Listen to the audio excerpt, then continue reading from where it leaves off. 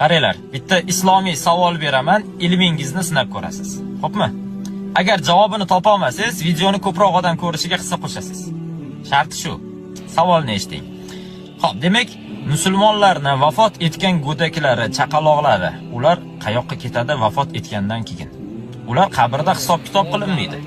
Ularning gunohi yo'q, chunki hali voyaga yetmay vafot etgan yosh bolalar va go'daklar. Ular qayoqqa ketishadi va jannatda ota-onalari bilan uchrashadimi, uchrashmaydimi? Mana shu savol. Javobingiz qanday? Demak, javobini topa olmagan bo'lsangiz, eshitib turing.